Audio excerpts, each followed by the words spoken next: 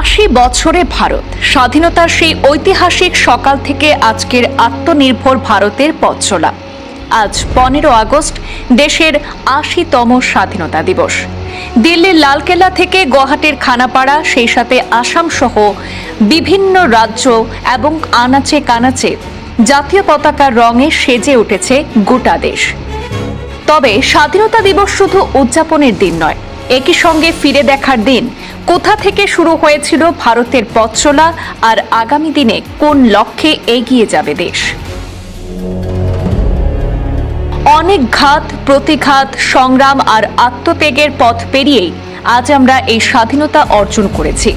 এই স্বাধীনতার পেছনে রয়েছে অগণিত শহীদের আত্মবলিদান, রয়েছে অসংখ্য স্বাধীনতা সংগ্রামীর ত্যাগ, সাহস এবং অদম্য লড়াই, যারা নিজেদের জীবন, স্বপ্ন এবং ভবিষ্যৎ বিসর্জন দিয়ে দেশের স্বাধীনতার স্বপ্নকে বাস্তবে রূপ দিয়েছিলেন।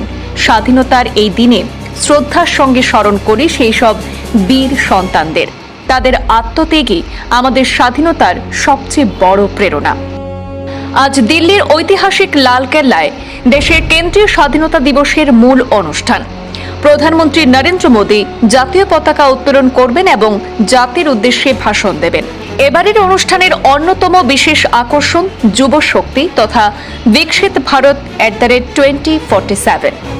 আর একটি উল্লেখযোগ্য সংযোজন, প্রথমবার লালকেল্লার প্রাচীর থেকে জাতীয় সঙ্গীতের আগে পরিবেশিত হবে বন্দে মাতরম। লালকেল্লাকে ঘিরে ইতিমধ্যেই জোরদার করা হয়েছে নিরাপত্তা ব্যবস্থা। অন্যদিকে গোটা দেশের বিভিন্ন রাজ্যের সাথে পাল্লা দিয়ে আসামেও স্বাধীনতা দিবস ঘিরে রয়েছে বিশেষ প্রস্তুতি। গুয়াহাটির খানাপাড়ায় রাজ্যের কেন্দ্রীয় স্বাধীনতা দিবসের অনুষ্ঠান অনুষ্ঠিত হচ্ছে। গত বছরও খানাপাড়াতেই মুখ্যমন্ত্রী ডক্টর হিমন্ত বিশ্ব শর্মা জাতীয় পতাকা উত্তোলন করে রাজ্যের কেন্দ্রীয় অনুষ্ঠানে অংশ নিয়েছিলেন।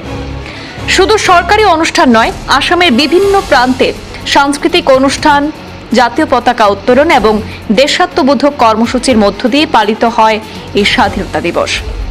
দিল্লির লালকেল্লা থেকে দেশের প্রতিটি রাজ্যে একই পতাকার নিচে একই আবেগে উদযাপিত হচ্ছে ভারতের স্বাধীনতার 80তম অধ্যায়। 79 বছর পেরিয়ে ভারতের সামনে এখন নতুন স্বপ্ন আর নতুন লক্ষ্য।